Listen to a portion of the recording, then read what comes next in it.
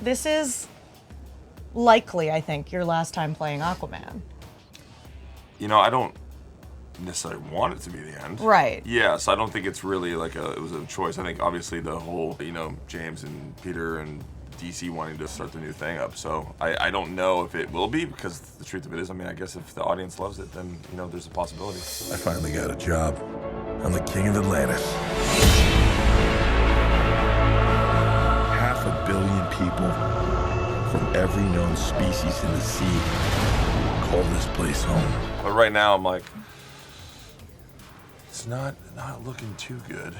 Because you have a story by credit in this. Yeah. Which is awesome. Yeah. And I think sometimes superhero movies kind of fall into this, you're setting up the next thing. When you're going into this one, was that something you were thinking about? Yeah, but I think I had all intention just because I love this character and I've been playing it for a long time, but that I kind of see where I would want it to go, and even in the next 10 years. So there's a lot of cool things it can do.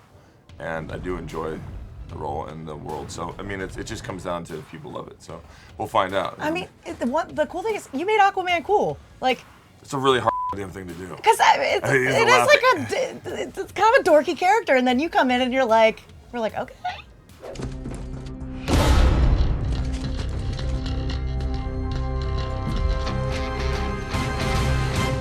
Permission to come aboard. Yeah, but it's also fun just being the reluctant king and then, getting past all of his ego and realizing what he's meant to do. And then obviously now being married and having a kid, being the king. There's a lot of fun and a lot of stuff to explore still. So I don't know. It really just comes up down to the fans, which I think is really cool. If the fans love it, then so be it. How is Arthur the hubby? How is he as a hubby? Yeah. He's amazing. He's amazing. He's a good hubby. Yes, he's a great hubby. He's a fun dad. But now, I'm a husband and a father. And I wouldn't have it any other way. I don't know how you did it, Pops. My job was a little less stressful than yours.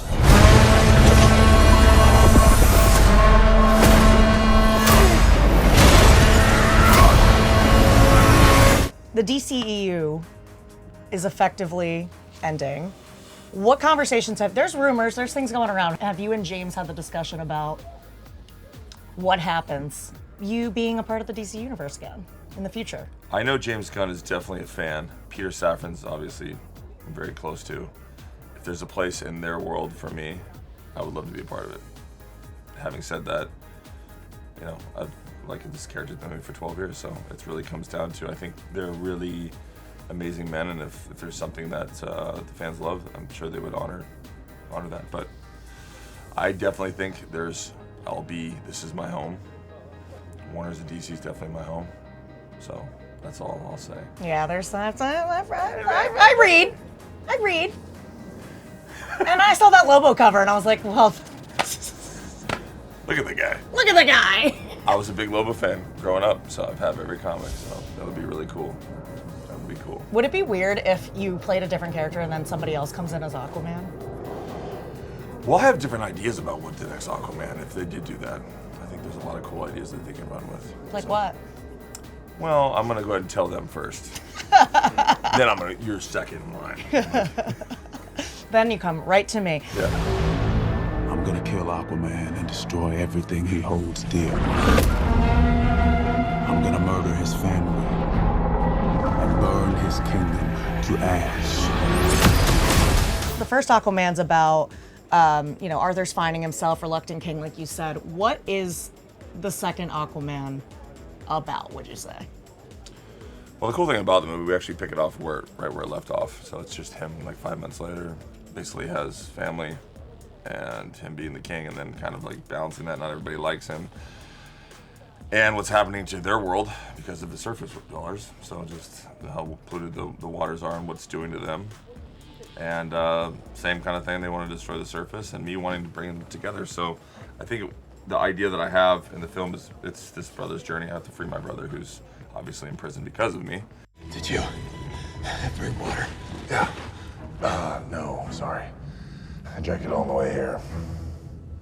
What? Bro, it's hot up there. Obviously, we don't get along, and it's our journey to kind of save the planet. But we kind of play with some really cool themes that I pitched right after the first one, which is I just wanted to really play with the environmental themes of melting the ice caps. And if humans melted the ice caps, there's an evil up there. And the closer that gets to the surface, the more that it's gonna come out. And you can learn about the history of Atlantis and the history of the brothers. And you find out that there's a dark force that's been buried in Antarctica. You're not as bad at this as you think. If you lead, the 7 kingdoms will follow. It's so cool that you take on this character too, because I just know how passionate you are about. That's the cool part. Yeah. Is that you don't want to preach, but at the same time you let him really just go like it's not some outside force. It's like just what. If we melt the ice caps, what's it going to do to our planet? How fast is what's going to happen? What's it going to look like? Obviously, we know what's going to look like. So being able to put that in a movie is kind of neat. And we all need to put our differences aside, come together, because at the end of the day, we're all humans, and we're protectors of this earth. And go like, we're not going to be able to fight about our differences if we don't have a planet. Yes. So it's like if you like fighting and you like doing all that, we're going to have to like put that aside for a second, just so we can go like recognize that we're all bleed the same blood. Good job, little brother. High five. Do not call me brother. I cannot believe you let this happen. Yeah, well, I hate this job. True king builds bridges, right?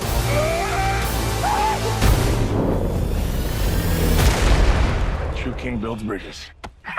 Let's have our ciders, our Yeah. toddies. Cheers, man. Cheers. Congrats on everything. What does this character mean to you?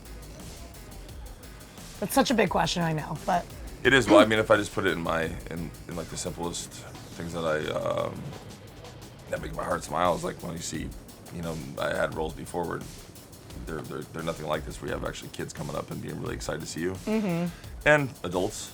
But at the end of the day, like my passion when I was growing up was always about the oceans and like being Polynesian, being an activist. It's cool because I get to like do that in my real life, and this obviously puts a higher platform, which also helps me with other things that I'm interested in, like deep sea mining or just anything that's involved with the ocean. So it's kind of like it's my own personal geeky. It's like I'm a fan of. So yeah, that kind of helps that.